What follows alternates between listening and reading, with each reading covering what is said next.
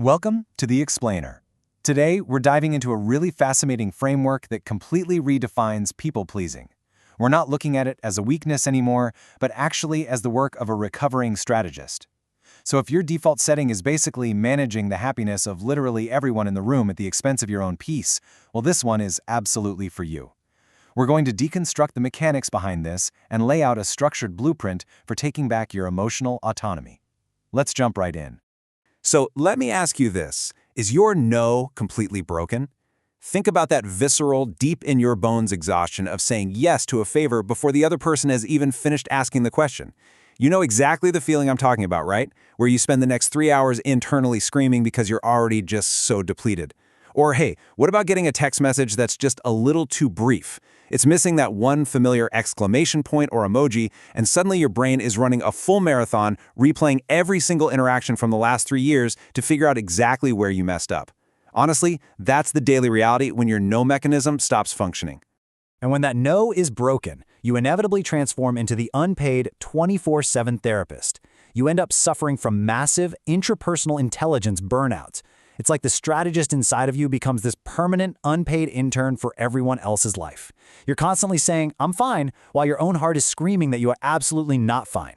You end up taking on all the emotional heavy lifting for your friends, your family, your coworkers, absorbing all their stress while completely neglecting your own. It is just a profoundly draining reality to live in. Okay, let's dive into this next part. Section 1, the origin story, or where the strategy began. To really understand this relentless drive to manage other people, we need to flip back to Chapter 1 and look at the psychological roots of this behavior. For a lot of people who struggle with this, the roots are actually found in what psychologists call childhood emotional neglect, or CEN. Now, you might be thinking, but I didn't have a dramatic trauma movie childhood with explosive conflicts. And maybe you didn't. Maybe your life was just quiet. But in that silence, you learned a very specific lesson. You learned that being low maintenance, being the good child, was absolutely the only way to be seen. Or at the very least, it was the only way to keep your parents from feeling totally overwhelmed by you having needs. You basically learned that survival meant blending right into the wallpaper. And this brings us to a massive paradigm shift. Society often labels people-pleasing as weak or sometimes even manipulative, like you're just being fake to get people to like you. We need to completely scrap that old view. You aren't weak. You were a brilliant childhood strategist. You developed a highly sophisticated survival blueprint in an environment where your emotional needs just weren't being prioritized. You simply did what you had to do to maintain safety and connection in your family system. And this brilliantly illustrates exactly what you became. A detective of micro-expressions. You learned to read the air for the most subtle shifts in tone, adjusting your own behavior before a conflict could even spark. You weren't just a carefree kid. You were playing a mental chessboard 10 moves ahead just to manage the emotions of the adults around you. It's a tremendous display of intelligence for sure, but man, it is an exhausting game to keep playing into adulthood. Moving on to Section 2, drafting a new blueprint, trading survival for autonomy. It is officially time to trade in those outdated childhood survival tactics for a brand new operating system. You survived. Now it's time to actually live. So here is your new operational blueprint moving forward. It's broken down into 4 tactical steps: acknowledge the wound, build a firewall, practice imperfection, and shift to curiosity. Let's walk through each one of these so you can start deploying these new strategies right away. Step 1 is to acknowledge the wound without judgment. This is where you really have to give yourself permission to grieve the childhood you didn't get. You have to grieve the childhood where you weren't allowed to be messy, where you couldn't just have needs without feeling like an unbearable burden. Healing begins the exact moment you realize that your inherent value as a human being does not come strictly from being useful to others. You are totally allowed to take up space and exist even when you aren't actively fixing someone else's problems. Think of characters like Naruto or Eleven from Stranger Things. Because they were fundamentally alone in their struggles, they had to create their own isolated strength just to survive. But true growth doesn't come from staying isolated and rigidly strong. It comes from the transition to connection.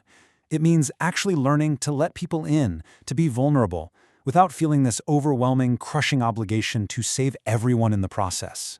That brings us to step 2, build an emotional firewall.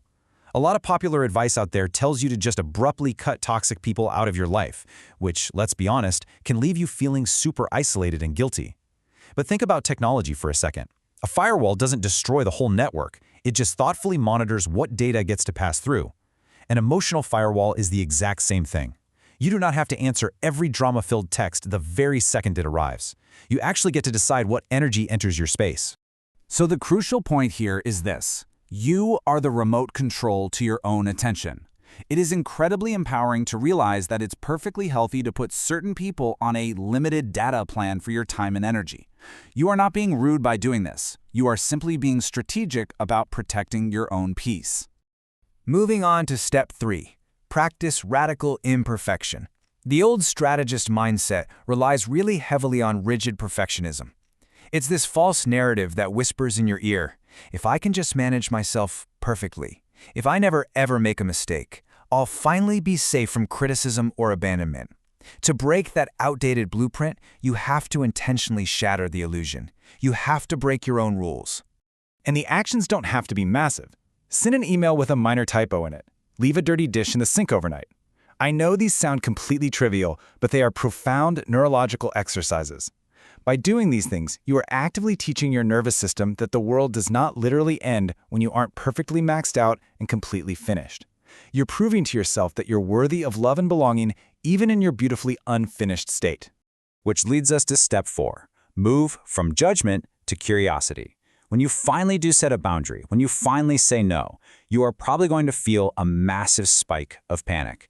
Your first instinct will be to ask, what's wrong with me? Why am I being so selfish? I need you to catch that judgment and pivot. Instead, ask yourself with genuine curiosity, what is this feeling actually trying to tell me right now? When you get curious, you'll usually find the overreacting security guard.